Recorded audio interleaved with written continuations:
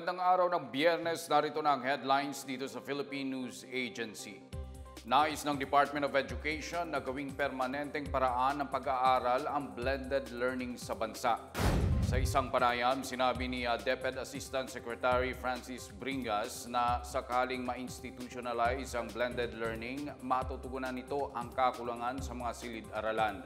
Anya, isa ito sa mga intervention na ginagawa ng DepEd para mapunan ang mga learning gaps sa sistema ng edukasyon.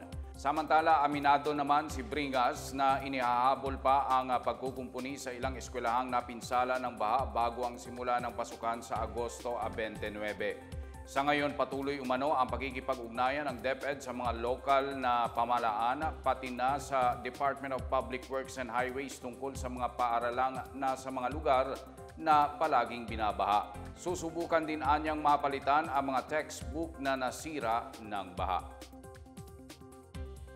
Walang dapat ipag-alala ang publiko ukol sa pagpapakawala ng tubig mula sa napinsalang nuclear power plant sa Fukushima sa Japan ayon sa Department of Science and Technology. Sinabi ni DOST Secretary Renato Solidum Jr. na nilinis na ang tubig mula sa planta at inalisan na ng mga radioactive material bago pakawalan sa dagat. May natitira pa rin anyang tritium sa naturang tubig pero mas konti ito kumpara sa inilalabas ng mga gumaganang nuclear power plants. Sinimulan kahapon ang pagpapakawala ng mahigit 1 milyong metriko tonelada ng radioactive water mula sa Fukushima Nuclear Power Plant. Inaasahang aabutin ng ilang dekada bago maialis ang tubig mula sa planta na nawasak ng lindol noong ika-11 ng Marso 2011. Tiniyak ng Japan na ligtas ang tubig, bagay na kinatigan naman ng International Atomic Energy Agency, isang ahensya ng United Nations. Sa kabila nito, inalmahan pa rin ito ng China at North Korea at ng ilang grupo ng mga mangingisda sa Japan at Pilipinas dahil sa pinangangambahang epekto nito sa kalikasan at kabuhayan. Pangunahan ni Pangulong Ferdinand R. Marcos Jr. sa Lunes ang pagdaraos ng necrological service para sa yumaong kalihim ng migrant workers na si Toots Ople sa Malacanang.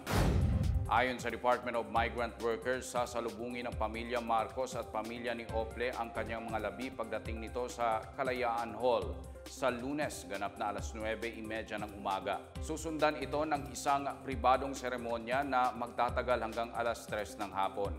Matapos ito ay dadalhin na ang mga labi ni Ople sa opisina ng DMW sa Blas Ople Building sa kanto ng Ortigas Avenue at EDSA sa Mandaluyong City. Bubuksan ito sa publiko bandang alas 5 ng hapon. Pumanaw si Ople noong nakaraang Martes, August 22 sa edad na 61. Inilarawan ni Marcos si Ople bilang isang kaibigan at napakahusay na lingkod bayan. Iniutos ng Office of the Ombudsman ang pagpapataw ng 6 na buwang preventive suspension ng walang sahod sa 12 opisyal mula sa Department of Education at Department of Budget and Management. Ito ay kaugnay sa pagbili ng mga umano'y overpriced laptops para sa mga guro noong panahon ng administrasyon ni dating Pangulong Rodrigo Duterte. Sa 11 pahinang resolusyon, sinabi ni Ombudsman Samuel Martires na nakitaan nila ng sapat na batayan para patawan ng suspensyon ang mga opisyal dahil sa grave misconduct, serious dishonesty at gross neglect of duty. Kabilang sa mga kinasuhan ay sina DepEd Undersecretary Annalyn Sevilla at Executive Assistant ito na si Alec Ladanga, dating DepEd Undersecretary Alain Del Pascua, DepEd Assistant Secretary for Administration and Procurement Salvador Malana III, Director Abram Abanil ng DepEd Information and Communications Technology Services at miyembro ng Special Bids and Awards Committee para sa Laptop for Teachers Project. Procurement Management Service Director Marcelo Bragado at Supervising Administrative Officer Selwyn Briones. Sanay naman ng PSDBM kasama sa mga akusado sina dating PSDBM Undersecretary Lloyd Christopher Lau, PSDBM OIC at Executive Director Jason Mar Uwayan, Procurement Management Officers na sina Ulysses Mora, Marwin Amil at Paul Armand Estrada, Ayon sa Ombudsman, ang ipinataw na parusa ay naayon sa Section 27 ng Ombudsman Law. At yan ang pinakabago at pinakamalagang balita sa mga oras na ito, hatid sa inyo ng PNA Headlines. Para sa iba pang mga balita at impormasyon, bisitahin lamang ang aming webpage, pna.gov.ph, o ang aming Facebook at Twitter account na Philippine News Agency. Mapapanood din ang PNA Headlines sa Facebook page ng Presidential Communications Office o PCO.